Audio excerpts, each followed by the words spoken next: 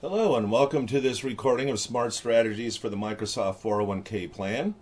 A couple things that I do want to mention here today before we get started is that first of all, try to find the workbook for this presentation. Take a look in your financial knowledge student account and try to look for it there. If you can't find it, just send an email to info@financialknowledge.com. Again, that's info@financialknowledge.com. Let them know you're with Microsoft and you just need the workbook for this course, Smart Strategies for the Microsoft 401k plan. Somebody could email that to you pretty quickly. It's a great resource for you to fall back on at some later point in time when you're looking at trying to figure out what exactly you want to do with your 401k or your investments. It's going to be a good refresher.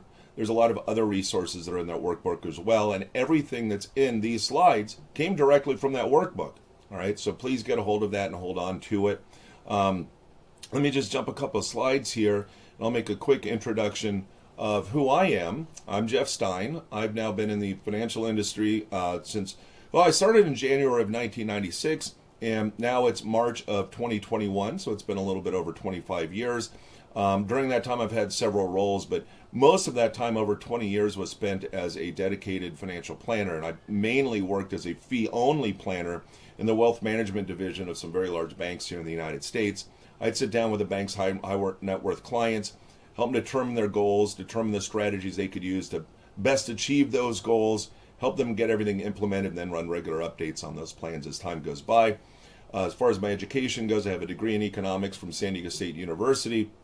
I'm also a certified financial planner, chartered life underwriter, chartered financial consultant, and a certified retirement counselor. I've also recently completed all the requirements and all the coursework to earn my MBA in financial planning from Cal Lutheran University. So that's enough about me. Let's jump into this and spend some time talking about the 401k plan. So what is a 401k plan? Well, a 401k plan is considered a qualified retirement plan. That means it's a tax qualified retirement plan.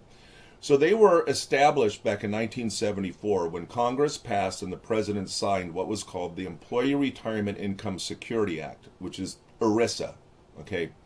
And that established 401k plans and some other types of plans that were really employer-sponsored types of plans. Prior to that, there were, traditional pension plans like your parents or grandparents might have had. They work somewhere for a certain period of time and retire.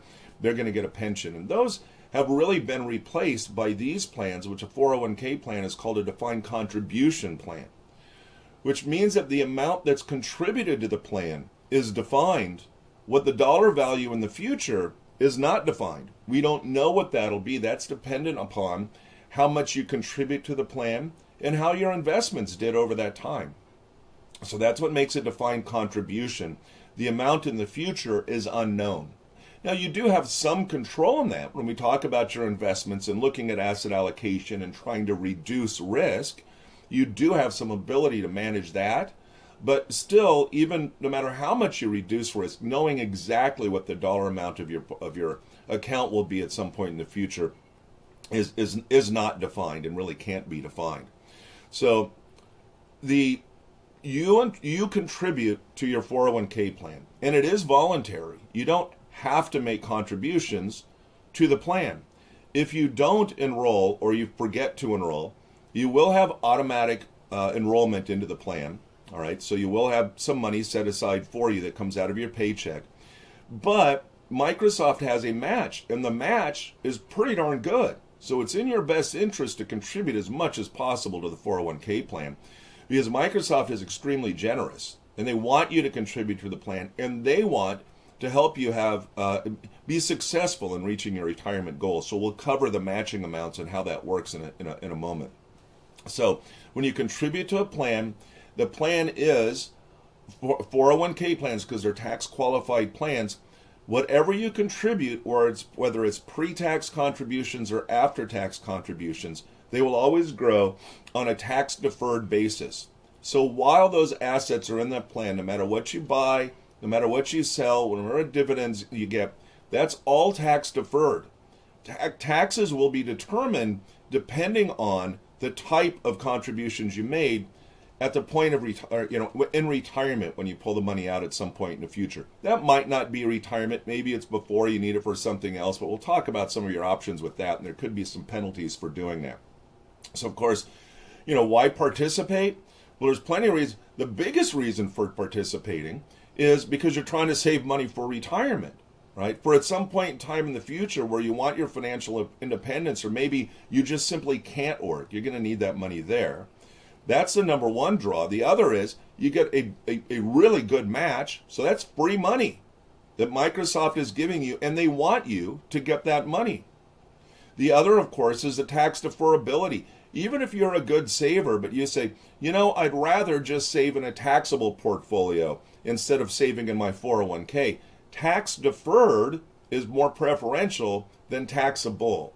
The only difference that you might make there between taxable and tax deferred savings is that maybe you've maxed out everything you could do in your 401k. You have no other tax deferred options. Or perhaps maybe you're saving something that's for more in the short term, that you're going to need to spend that money prior to the point in time you reach retirement, and you want to be able to avoid any taxes or fees, any income taxes or fees on that withdrawal. So let's take a look a little bit more in detail the Microsoft 401k plan. So again, there's enrollment. You can enroll if you're automatically enrolled and you want to increase your contributions. You can do that. Go to the Fidelity website and increase your contribution amounts. All right. If you don't want to participate at all, you could switch that to zero.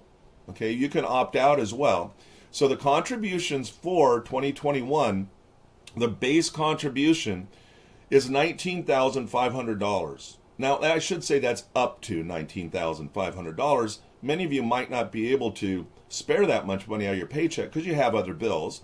But this year it's up to $19,500. Last year it was also $19,500 in 2020, because that number goes up in $500 increments based on inflation. And between 2020 and 2021, the inflation rate was only about 1.3%, so it wasn't large enough to justify an increase of $500, but it might go up in 2022. So that's not a fixed dollar amount. Now you can also do what's called the catch-up contribution of an additional $6,500 if you turn age 50 this year or you're over 50 this year. All right? And that means if you turn age 50 December 31st, 2021, you could still do the full $6,500 catch-up contribution. And you could contribute up to 65% of your eligible income. Now, what I want to clarify, though, is that $19,500 is what the match is based upon. So that's why it says 50% Microsoft match up to $9,750, because that's 50% of $19,500. Your catch-up contribution, if you make that contribution of $6,500, you do not receive a match. Right? So the match is only up to that base contribution of $19,500. And another way Microsoft is so generous is that their match is 100% vested. So your contributions are always 100% vested. If you did the full $19,500, that's completely vested, and any growth associated is completely vested, which means that if you ever needed to access that money for some reason, you can receive it immediately. Now, with the match, employers have an ability through ERISA, the Employee Retirement Income Securities Act, to put some restrictions on your ability to access your match. It can be as long as 5 years. A company could do what's called something like cliff vesting. And they say, all right, well, we're going to make this generous match to your account for you, but you have to wait 5 years or be employed here for 5 years before you're able to actually keep that match if you leave for some reason. So sometimes some companies will do a 3-year cliff match. Maybe they'll do 20% per year where it gradually decreases until year 5.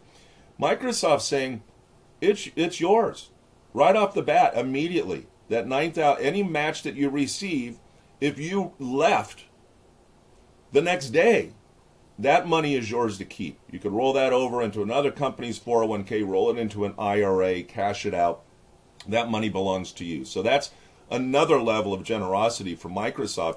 because as long as they're working within the parameters that ERISA sets, ERISA says you have to have a minimum of this, and then companies can customize their plan. They can be more generous, they just can't be less generous than what ERISA's rules are.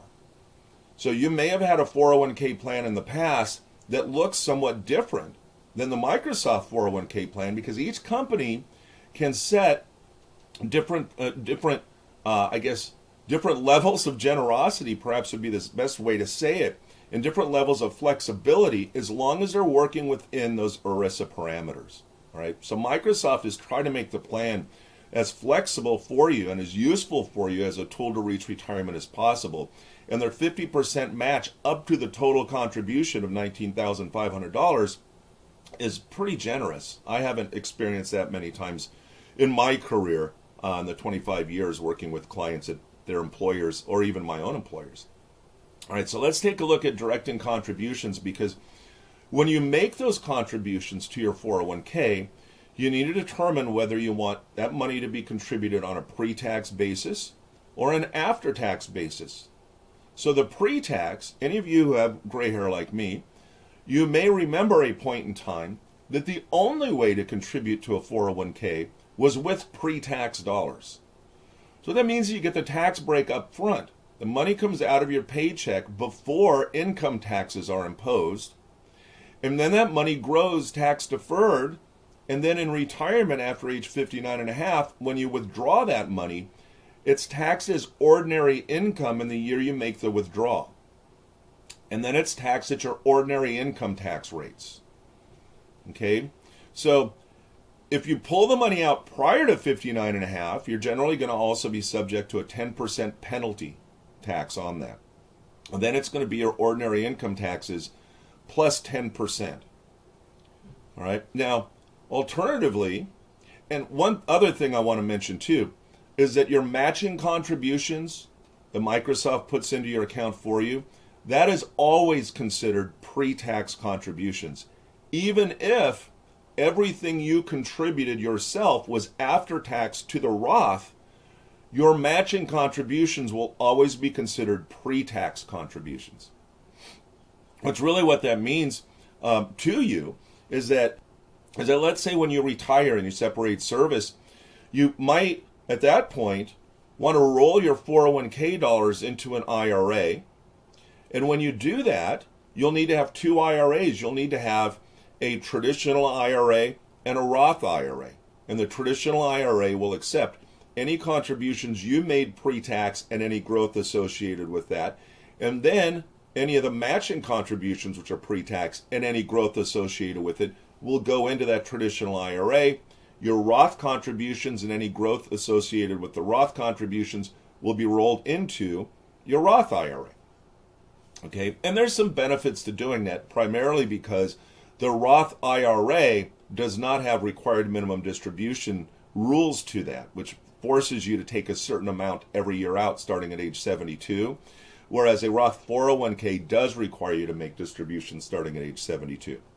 So with the Roth, the money's contributed. It's still based on your gross pay. So the percentage you allocate to defer to your 401k, whether it's pre-tax or the after-tax Roth, is based upon your gross pay. But with the Roth, it comes out after tax. Then it grows tax deferred. And then after age 59 and a half, assuming it's a qualified withdrawal, it says there's some exceptions to that. You're totally disabled. If you've died before 59 and a half, the beneficiaries aren't going to be hit with taxes and penalties either. But the account also had to have been open for at least 5 years, which doesn't mean it has to be funded every 5 years. It just had to have been established at least 5 years prior to the point that the first withdrawal was made. And at that point, everything you withdraw is totally tax-free. Now, your contributions, which were after-tax dollars that were contributed, will always be tax and penalty-free, even if that money is withdrawn prior to age 59 and a half and is not considered a qualified withdrawal.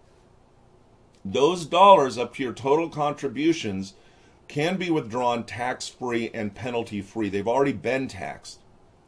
But the growth associated with those contributions If the growth is withdrawn prior to it being a qualified withdrawal, then the growth will be taxed at ordinary income tax rates plus a 10% penalty.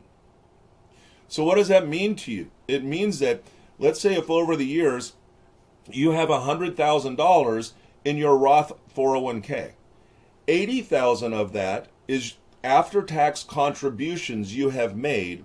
20,000 of that is growth associated with those contributions. You can take out an amount up to the total $80,000 of contributions without paying any taxes or penalties. You could simply leave the 20,000 of growth in the account and it won't be taxed or penalized if you wait to withdraw that money until it's a qualified withdrawal. Okay, so it adds some flexibility there. A lot of times people think in that scenario, well, if 80% of my account is after-tax contributions and 20% is growth associated with that, well, then if I withdraw $10,000, I'm going to not pay taxes on $8,000, but on $2,000 I've got taxes and penalties. And that's not actually the case. You can withdraw an amount up to your total contributions first and not have any tax implications at that point. Now, you can contribute a combination to pre-tax and Roth. Just the total contributions can't exceed $19,500. You could do $12,000 pre-tax and then $7,500 to the Roth. Right? You can do whatever combination is there, but it can't exceed $19,500. And yes, there's also the catch-up contribution, but I'm not going to keep referring to that. Let's just focus on the $19,500. So you can figure out what contribution makes best to you. Now, what is best for you? A lot of people think, well, tax-free in retirement, because when I withdraw money from the Roth, it doesn't count as ordinary income, and it's totally tax-free, and tax-free is better than taxable. And that makes a lot of sense. But sometimes the pre-tax option does make more sense for a couple of reasons. All right, even if you have pretty high income, and you don't have a problem putting the full $19,500 into the plan after tax, you could still pay your bills. Maybe that's not a problem, but there are some reasons why some of you, especially if you're struggling to try to hit that full $19,500, might want to use pre-tax as opposed to the after-tax because you want to get that full match. So let's take a look at an example of what the effect on your net income would be. So here we're saying in these three scenarios, one is you don't make any contributions to the plan. You opt out. You say zero. I don't want it. I don't want my match. I don't want to save for retirement. Well, let's say your gross monthly pay is $7,000. Let's say you pay 22% in federal income taxes. Then your monthly 401k savings was zero. So then you would pay taxes on that full $7,000. Okay? That would be your taxes. You got $7,000, you're taxed $22,000 or 22% on the $7,000. Nothing goes into the 401k. So with a traditional 401k, that's pre-tax. So you get $7,000 of income. Let's say your tax rate is still 22%, but you have $500 come out to go to the 401k. That $500 comes out of the $7,000 before that 22% is applied. So you're going to pay 22% on the $6,500. Now, it could even potentially bring you into a lower tax bracket. But let's just keep this simple. So your tax on $6,500, which means the impact on your net pay is $390, not $500. Right? So let's take a look then at the same dollar amount being contributed to the Roth. Then you have $7,000 of gross pay. But that $500 comes out after tax. So you're going to pay 22% on that $7,000. Then $500 comes out. So the impact on your net pay is $500. So what that means is for the same dollar amount going into the plan, whether it's pre-tax or after a tax, is going to have a different impact on your net pay. And if your number one goal is to hit that full $19,500 so you can get that full $9,750 of matching, it's going to be easier for you to do that by contributing pre-tax. So any of you who are struggling to come up with the money, to come out of your paycheck to hit that full 19,500. It's going to be easier for you to accomplish that by making pre-tax contributions. Okay? Now your match is going to be the same whether you're hitting the full 19,500 by making contributions after tax or pre-tax. Your match is still the same, but your match is always going to be considered a pre-tax contribution. So again, Roth or traditional, these are some common guidelines that if you look up online, you'll see these. And I'm not going to say these are wrong, but some of the, I guess some of the challenges or inaccuracies with some of these points is that, do we really know what our tax rate is going to be when we retire? No. To be honest with you, I don't know what tax rates are going to be in a couple of years from now. And in fact, in 2025, unless Congress extends it, all right, or makes it permanent, the Tax Cuts and Jobs Act, which reduced taxes starting in tax year 2018, is going to sunset back to 2017 tax rates. So it's very hard to determine what your tax rate is going to be in retirement. There's too many factors and variables and unknowns involved. So really one of the things you also need to focus on then, whether or not you're going to contribute pre-tax or after-tax. So let's say you don't have a problem doing the full 19,500 after tax to the Roth. You don't have a problem doing that. You've got other resources. You're doing fine.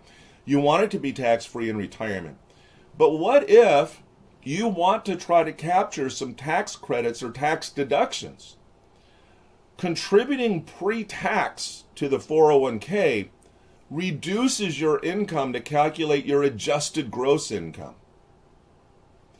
After-tax contributions to the Roth do not reduce your gross income to calculate your adjusted gross income. So that might mean if you expect your gross income for this year, for 2021, kind of projected that out to be $100,000, all right? But maybe you're going to school, and you can maybe capture the American Opportunity Tax Credit because you're going to school at least half time. But to do that, you have to get your adjusted gross income, if you're single, down to around $80,000. All right? So how do you get your adjusted gross income down to around $80,000? Well, if you use the pre-tax contributions to your 401k, there's $19,500. You've got your AGI now down to $80,500. Then maybe you make a $300 contribution to a charity. It's down another $300. Then money that comes out of your paycheck to go in the FSA or HSA or to pay for your medical or dental benefits is additional adjustments to income. So maybe now you're down to $79,000 of adjusted gross income, and you're able to capture perhaps a $2,500 tax credit for the expenses you use for qualified college education. Okay, so it's part of the strategy that when you can get a reduction of your AGI, which most tax deductions and credits are based upon your adjusted gross income, remember that after-tax contributions to the Roth do not reduce your adjusted gross income. Only the pre-tax contributions do. So that's a big part of the strategy. So you could go to something like irs.gov, see what sort of credits and deductions are available that might apply to you, and then determine what the AGI is for you to qualify to get those credits, and then work within that, or talk with your tax professional. All right, they should be able to help you with that as well, and you could maybe find a tax professional through your employee assistance program. So I would start there, unless you already have a relationship with one. So directing contributions continued. So let's say you hit your full $19,500 for 2021, and you say, darn it, I still want to be able to contribute to my 401k. That kind of stinks that it only limits me to $19,500. You can contribute more, but those contributions would be only after-tax contributions. It's called the after-tax non-Roth contributions. So the money goes into the 401k. It's still a payroll deferral, but it goes into your 401k after tax dollars. And again, you would only do this if you already hit your $19,500 limit.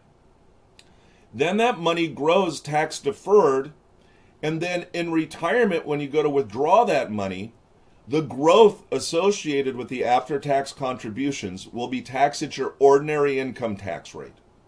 The contributions won't be taxed again. They were after tax, but the growth would be taxed at ordinary income tax rates. So you're still getting the tax deferral. It's still money that's coming out of your paycheck, so it's automatic savings, right? So it's a great plan, and I'm going to show you on the next slide how to make this even better.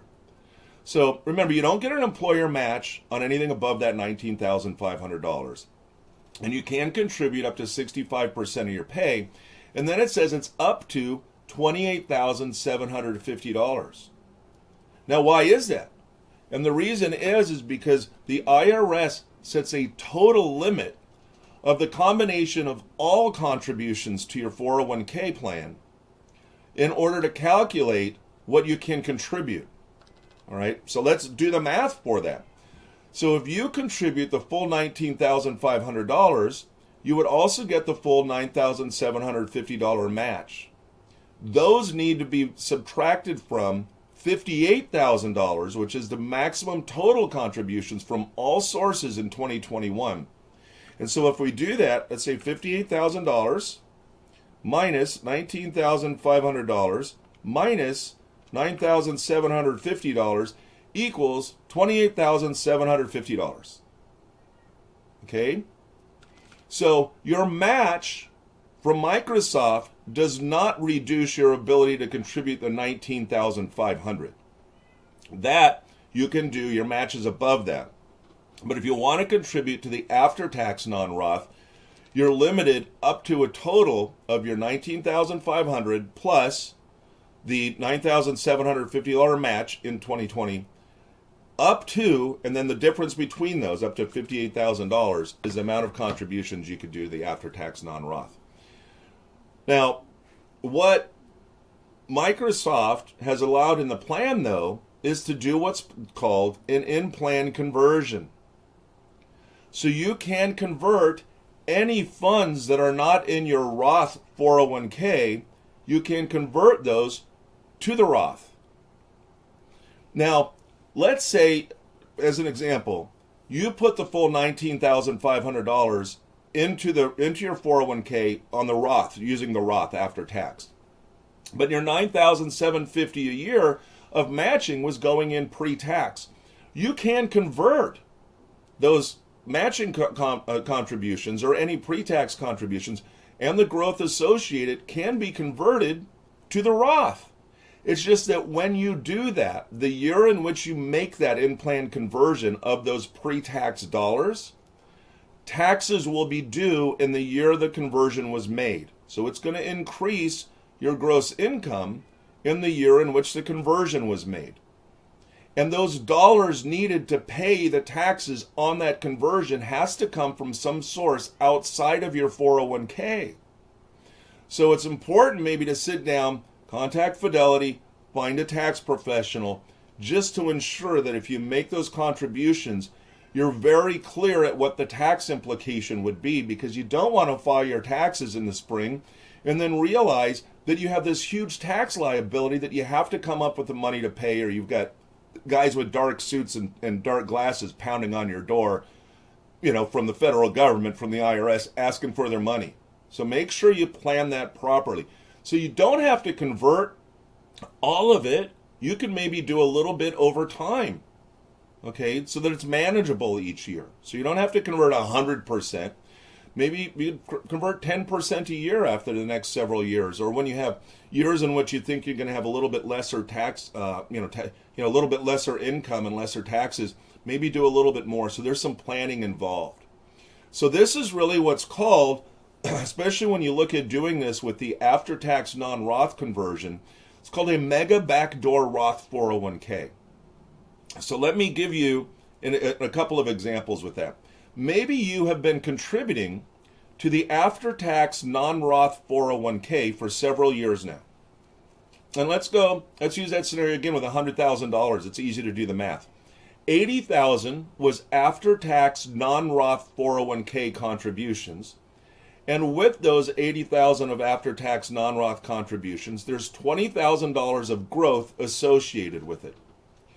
If you convert the $80,000 of after-tax non-Roth contributions to the Roth, then you also have to convert the $20,000 of growth associated with that, which means $20,000 is going to count as ordinary income to you in the year of conversion, and ordinary income taxes will be due on that amount.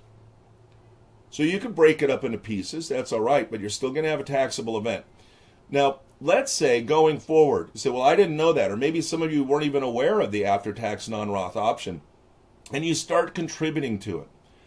Well, you can set up automatic conversions through Fidelity.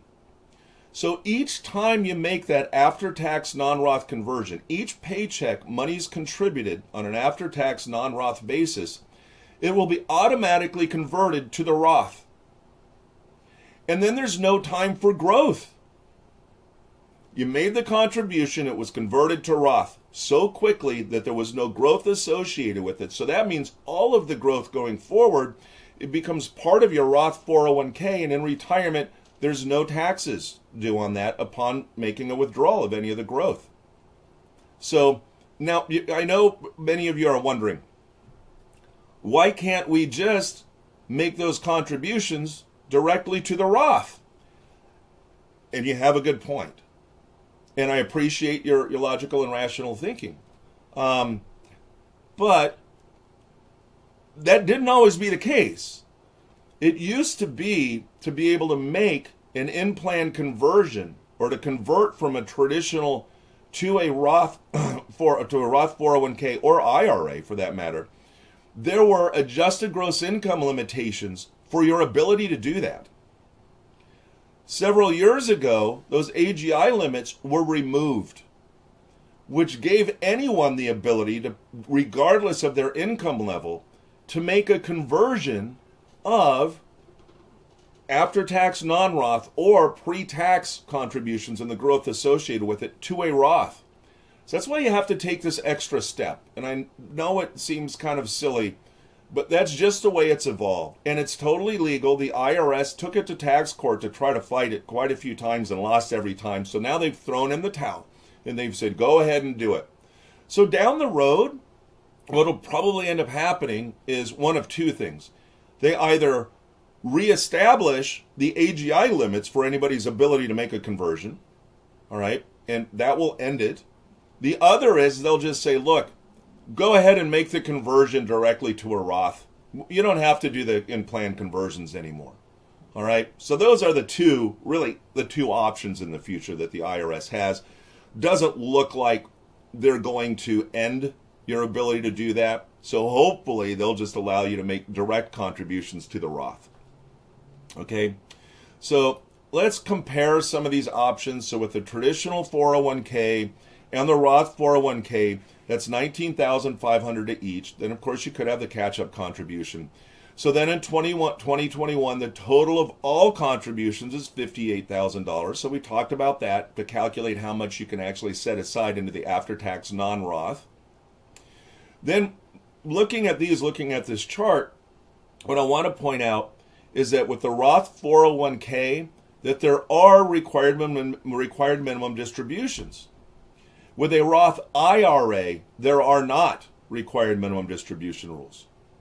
So at some point prior to the point you reach age 72, you'll want to roll your 401k dollars, your Roth 401k dollars, into a Roth IRA in order to avoid required minimum distributions.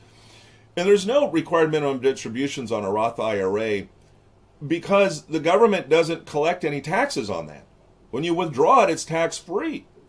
So they don't impose that, but with a 401k, because of some slightly different rules, there are required minimum distribution is applied to that. All right. So let's take a look at what if you need to get money out of your 401k and you're not retired yet. All right. You can look at getting a 401k plan loan. Now, this is really a last resort. It's not really encouraged to, hey, go take money out of your 401k. But in some situations, you really might not have a choice, or maybe it gives you an opportunity to get into something like a house because it's some additional money that you could use for a down payment. So there are some reasons. I'm not saying, don't ever consider it, but try to look at other resources. But you go to take a plan loan, how could you do that? So you get a loan for your primary residence, or you can get a general purpose loan. The general purpose loan is generally paid off within a 5-year period. So you could set that time period. You could go into the Fidelity website, and you could look to see how much you have available to take on a loan and to determine for your time period that you selected how much would be taken out of your paycheck each pay period in order to repay that loan. So it's going to be repaid with an interest rate as well. So it's not interest-free loan.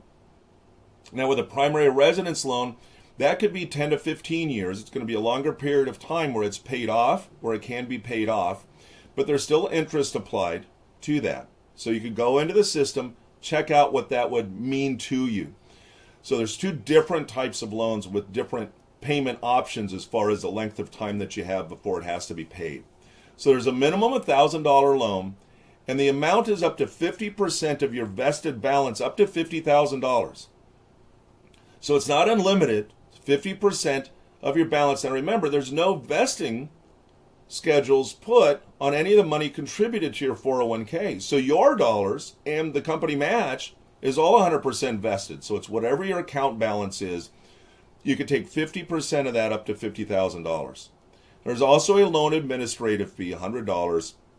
Loans are assessed interest, and the interest rate, I can't tell you exactly what that is because it's depending on interest rates at the time of the loan. Okay, so generally it's something like the average of 10-year, long-term 10-year U.S. Treasuries, or the LIBOR, the London Interbank Overnight Rate, plus like 2%. Okay, so there's a formula used to calculate that. So if you take a loan now, the interest rate you might pay likely would be different than if it was in 2 years from now, because it changes in interest rates. So you'll need to check that out at the time of the loan. But money is paid back into the plan's own account. So remember, when you do that, let's take a look at some of the pitfalls associated with taking a loan from the 401k. Is that, first of all, there's the concept of double taxation. So that really applies to pre-tax dollars that were contributed. So you paid pre-tax into it, but then you pulled the money out after tax, or you pulled the money out of a loan, then you repaid that loan back with after-tax dollars and interest, and then when you retired, you paid taxes on it again. That's the concept of after-tax. So if it's after-tax contribution, or that's the concept of double tax, if it's after-tax contributions that were all part of your Roth, it doesn't have as big of an impact, but it's still something to consider, because all of you will have money that went in pre-tax as part of your matching. Remember, if you change jobs, you have to still pay back that loan. So you have to make an arrangement to ensure that the loan is still paid and you're making regular ongoing payments to pay off that loan. If you don't establish that within 60 days, your loan is considered a default. And any remaining balance after you've separated service with Microsoft is going to be considered a withdrawal from your 401k, and then taxes would apply and any penalties that might apply as well. All right, so if it was all pre-tax contributions you made, and let's say you took a $50,000 loan, you left after 2.5, 3 years, there's still $25,000 left on the loan that has to be paid back, and you don't pay it, and you don't set up a schedule to pay it back, and you default, that $25,000 is going to be considered a withdrawal, and it'll be taxed and penalized if appropriate. So you also have missed appreciation, which means that when you take a loan from your 401k, it's not collateralized against the 401k. It's actually removed from the 401k, and then you pay it back. So that's where you get the missed appreciation. And I've had some very bright people tell me, I know what I'll do. I've been earning 10 to 12% on my 401k because I've been investing it so well. So if I take a loan and I only have to pay back at 5% interest, then the difference between 12% and 5% is 7%. I come out ahead. But it doesn't work that way because the money is actually removed. It's not continuously invested. It's reinvested. Each paycheck, you make a payment back into the plan. So take a look at some alternative loan sources and some other resources that you might have. 401k is there as a backup plan, for the loaner to pull money out of that, but it's not a good strategy to, I guess, consume or use or risk your retirement assets for something other than retirement. All right, so try to reserve it for emergencies. So withdrawals, you could potentially make a withdrawal. Now, when can you make a withdrawal? Now, most of the time, if you're still employed, you're still working there at Microsoft, and you need to get money from your 401k, they're generally going to ask you, did you take a loan first? All right, that's kind of the first step. But if you have to make a withdrawal because maybe you need some additional money or you already have a loan, that there are ways that you could do that. Now, there's some restrictions. So a withdrawal in general, whether you have a loan or not, if you separate service with Microsoft, you can make a withdrawal. You can liquidate it completely. Now, taxes and penalties are probably still would apply, but you could, upon termination of employment, if you're age 59 and a half and you're still working at Microsoft, you could start drawing from your 401k. You might need to pay taxes on the taxable portion, but there's no penalties due. Become permanently disabled or have severe financial hardship. So if you're permanently disabled prior to age 59 and a half, you're not going to get hit with penalties. You could still make a withdrawal. You're not going to be punished for becoming permanently disabled. Or if you have severe financial hardship. Severe financial hardship really has to do with maybe you have huge medical expenses. Maybe you're going to get evicted from your apartment. Maybe you're going to have your house foreclosed.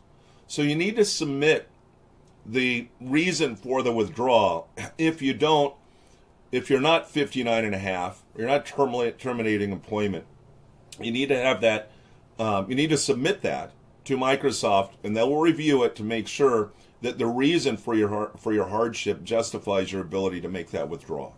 Okay? If you leave Microsoft and you want to leave your money in your 401k, you can do that as long as you have at least $1,000 in the plan.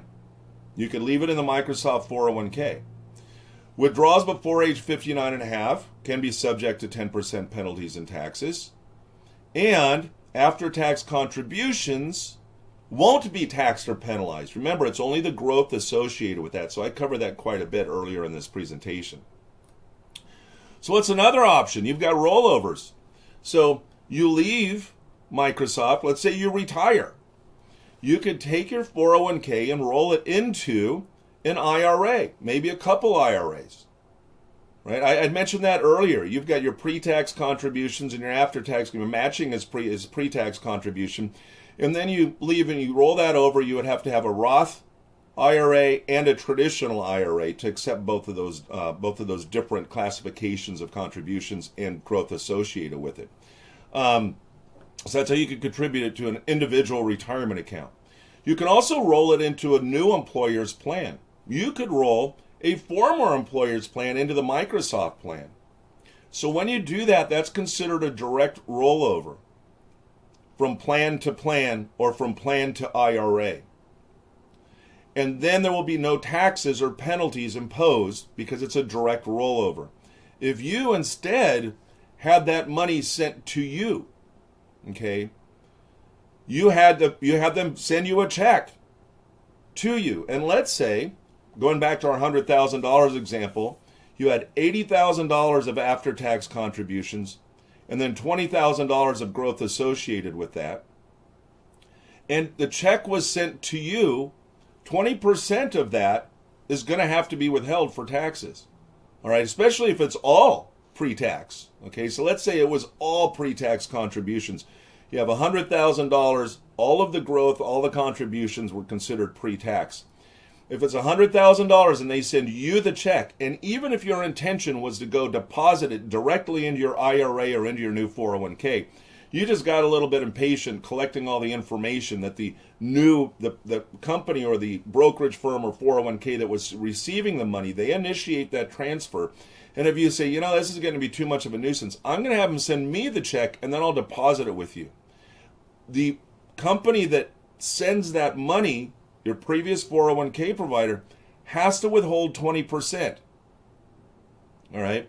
So then if you went and you deposited 80,000, you'd have to come up with $20,000 from some other source to make it whole, or that 20% is going to be considered a withdrawal and taxes would be due on that. Okay. That's why you always want to make the direct rollover. Unless you're making a withdrawal because you have to spend the money. That's not the case. Make sure the rollover is always direct from company to company. So you can contact Fidelity Retirement Benefits. So especially if you want to roll over a previous 401k, previous employer's 401k to your Fidelity 401k, contact them at Fidelity and they will be able to get everything set up for you. So international considerations. Now, Microsoft, very international company. So some of you might not be U.S. citizens or permanent U.S. residents.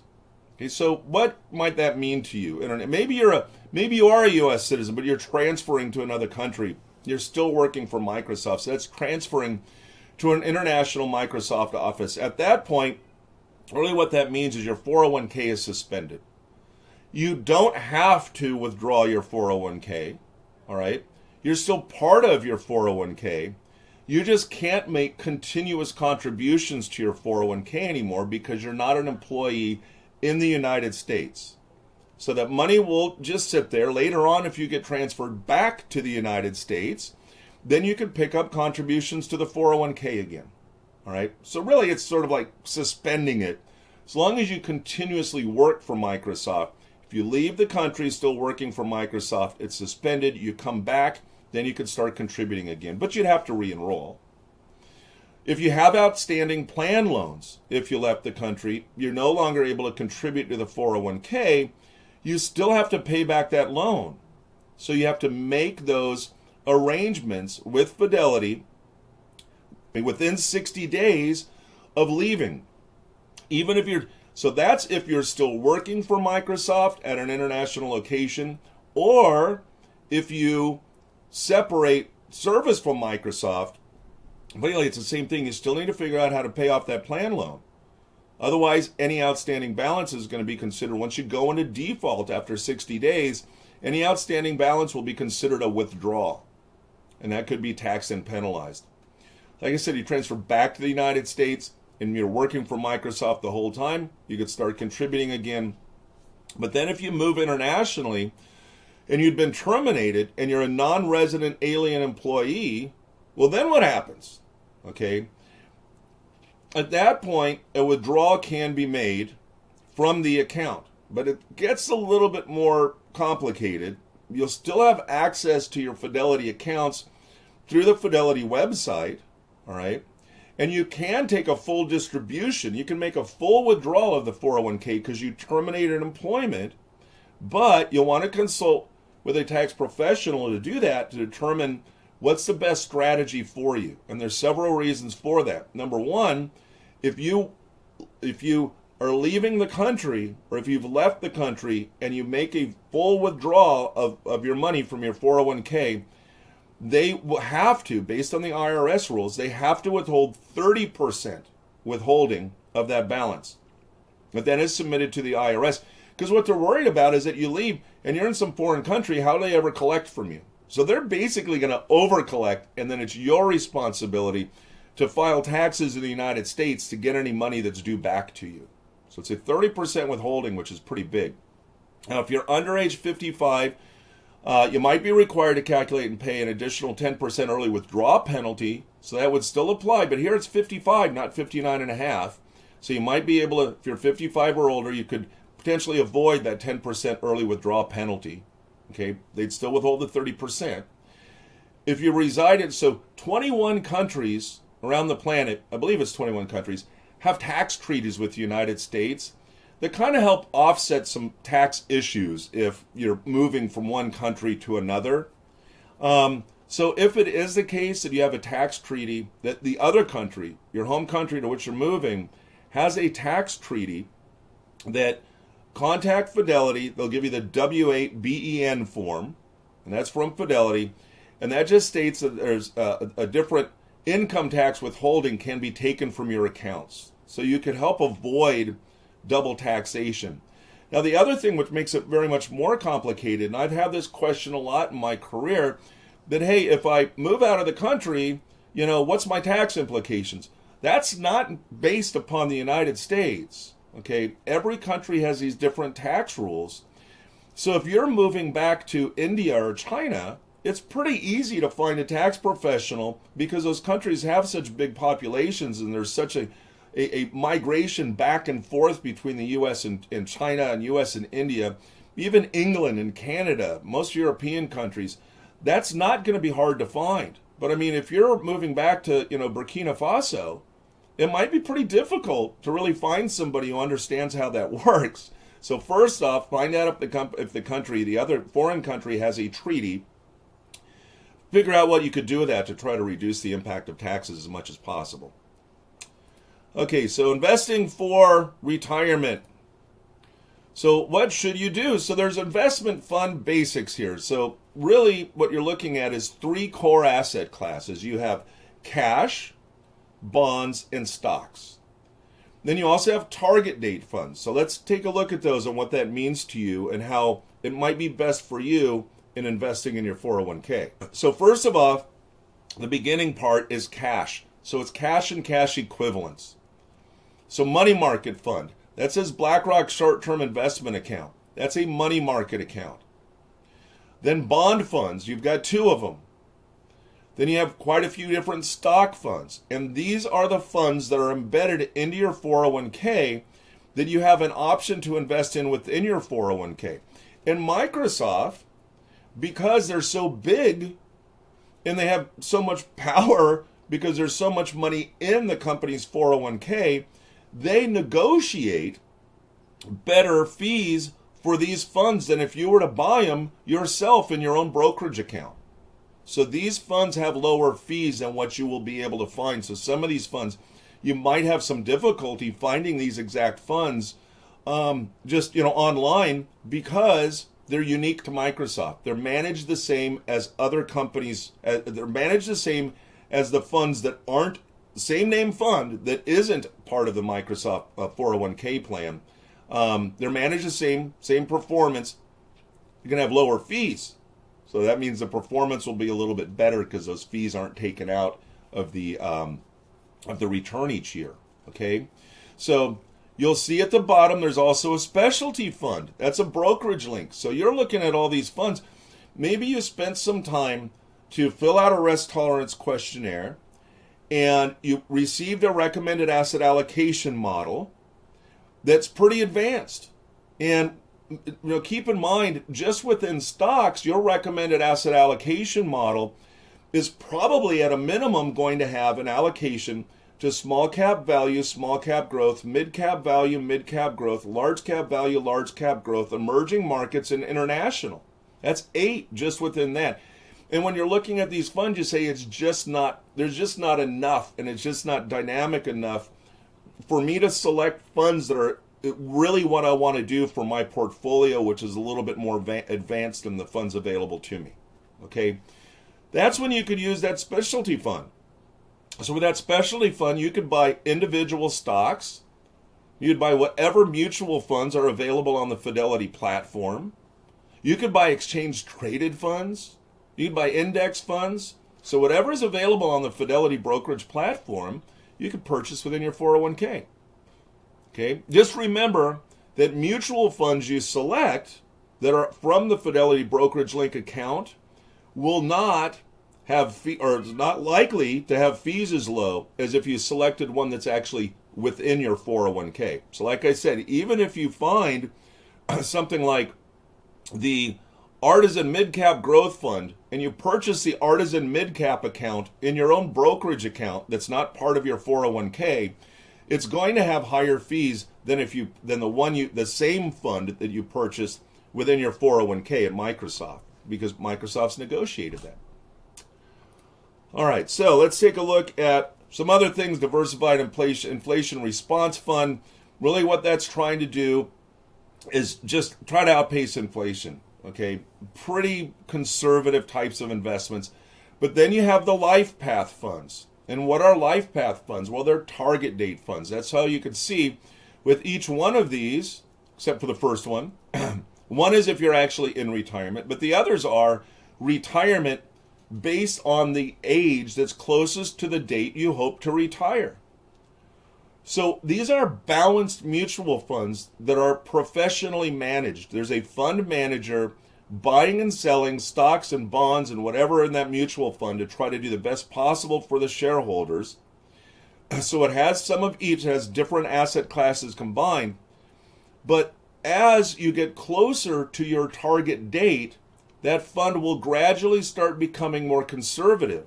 So those of you who are very young, if you're in the 2055 retirement fund, you have quite a few years before you retire. You're going to have a lot more allocation to stocks in your fund, your target date fund, than somebody with a 2030 fund.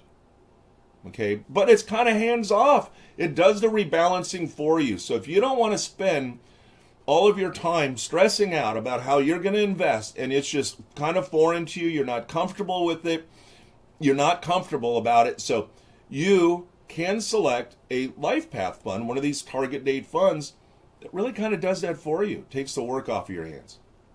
So then when we take a look at these funds, this is just a risk stock for the stock, or a risk chart for your stock mutual funds that are embedded in your 401k.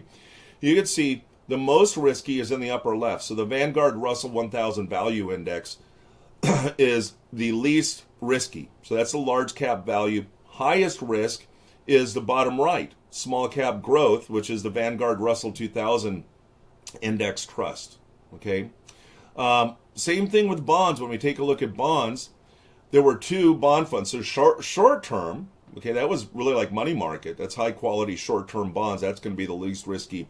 And then intermediate term.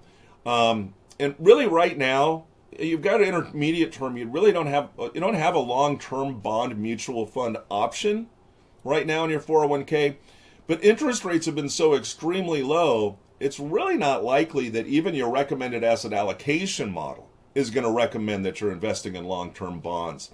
So that's why it's not nearly as, it doesn't have nearly the prolific number of bond funds available to you as it does for stock funds. So investment approach, like I said, you could do the target date funds. Target date funds are hands off. Let me give you another example with that. Maybe you just started contributing to your 401k and it just a large dollar amount has not yet built up because it's just been so soon that you've been contributing. Those balanced funds like a life path, like one of those target date funds, is great for that. It's got diversification with one mutual fund. You don't have 10 different mutual funds. There's one. Then maybe over time, as your account grows, then you could start splitting that out into specific mutual funds that are maybe a little bit more specific to or appropriate for your goals based on your specific level of risk tolerance. Okay? If you are automatically enrolled in the 401k and you didn't select where you want your investments to go in your 401k, then the plan automatically contributes that money to the target date fund with the date which is closest to your age 65. So again, very easy, great way to diversify your portfolio. One thing with that is that you might look at that and say, well, my target date fund, based on the age closest to my age 65 when I plan to retire, if that's when you plan to retire, it's just too conservative for me. I mean, I like it. I like the hands-off approach. I like the balanced part of it. I like that it gradually becomes more conservative, but I'm riskier than that, you know? Select a target date fund that has a date a year later than your retirement. Okay, so that's more years until you, so there's no law that says you have to have the one that's closest to your age 65. So if you want to go more aggressive, pick one with a later date. More conservative, pick one with an earlier date. So you can also create your own portfolio by using the mutual funds actually as part of the Microsoft 401k. You can use those funds. Like I said, the fees are lower than you're going to find probably anywhere else. You also have the Fidelity brokerage link where I said it's self-directed. You can buy exchange-traded funds. You can buy individual stocks. Okay, that's totally on your own. You have complete control of how you want to invest. That might be good. It might be bad. Or you could seek professional advice. So Fidelity could help give you some direction. So when I talked about filling out a risk tolerance questionnaire and getting a recommended asset allocation model, Fidelity can provide that for you. And that gives you that direction as to what percentages within each asset class you should be investing. And remember with that, your recommended asset allocation model is based upon your risk category. And even if your risk category does not change over time, your recommended asset allocation model will. Because it changes every quarter to try to take advantage of opportunities based upon things like geopolitical events, interest rates. A lot of factors go into that. So make sure if you're going to do your rebalancing, because you're doing some portfolio management on your own, that you, every time you do that rebalancing, make sure you rebalance based upon the most up-to-date and most recent risk or asset allocation model based on your risk tolerance that you can get a hold of. Okay, generally that's once a quarter. Or you could find an independent advisor who could manage those funds for you. All right, so contact your employee assistance program, see what they have available, see what Fidelity might have available. Just look for the fees and costs involved with that.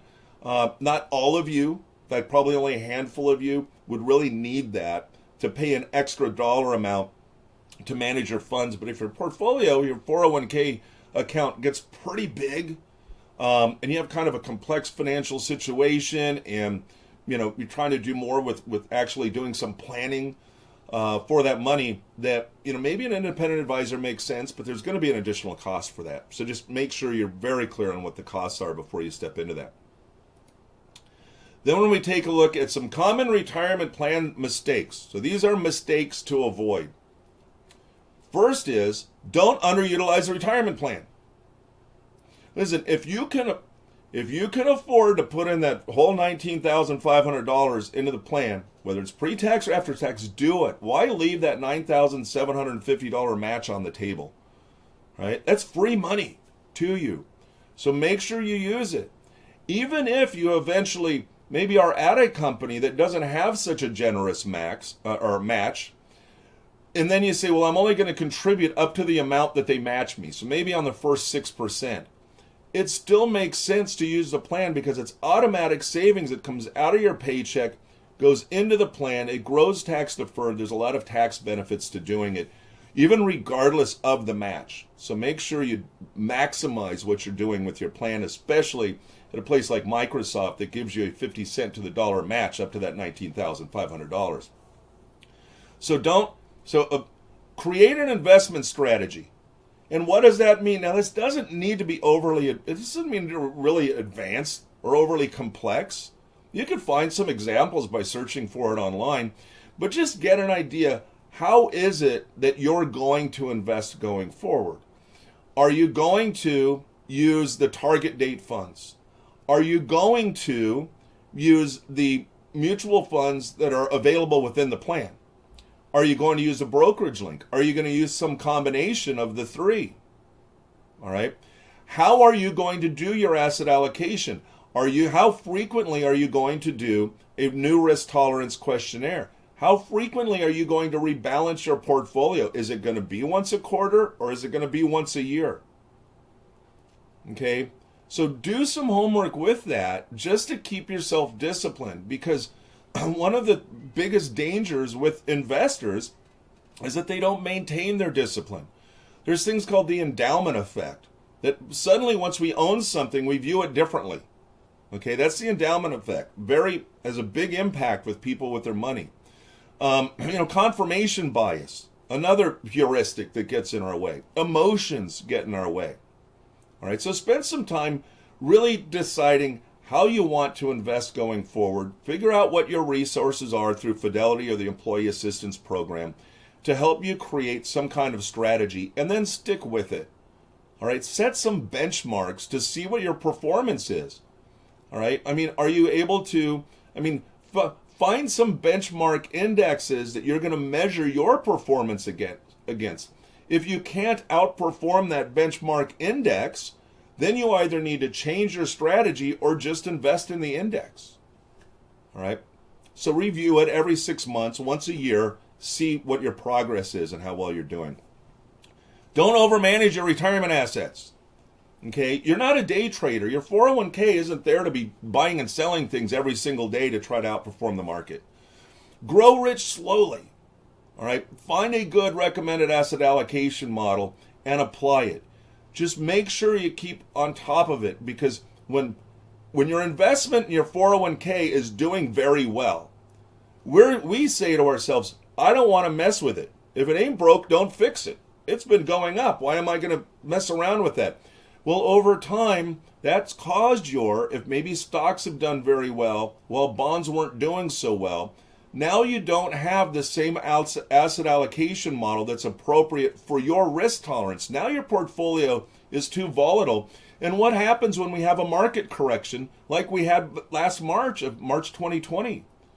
All of a sudden, you lost a ton of money in your portfolio. So keeping on top of that and just rebalancing your portfolio on a regular basis based on your recommended model is going to help you reduce the losses. Because remember, if you lose 50%, if you had $1,000 invested and you lose 50%, now you're down to $500.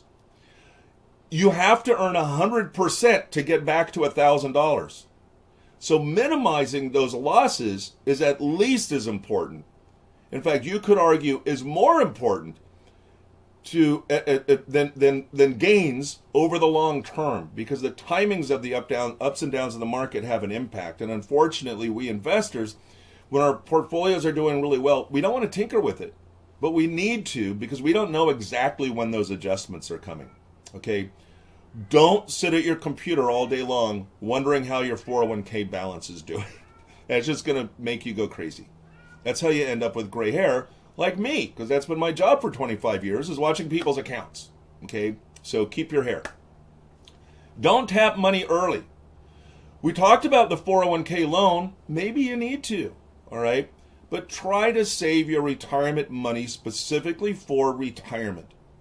Don't look at your retirement account because, your son comes home and tells you, guess what? I got accepted to Stanford. And you were kind of hoping your son would be going to a public school, right? I mean, heaven forbid your son goes to, Cal or something, right? That's, a fraction of the price. And you don't want to disappoint him. I know. I'll go get money from my 401k. Try to avoid doing that. Your 401k money should be specifically for retirement. Don't risk sacrificing that. Don't act on emotional impulses. That's what we were looking at number 2. All right, there's FOMO, fear of missing out. Don't get caught up. Don't let heuristics make you do irrational things with your portfolio.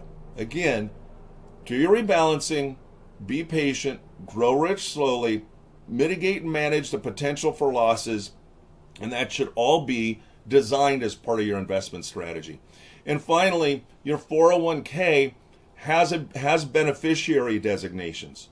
If you do not select a beneficiary for your 401k, then your estate becomes the beneficiary.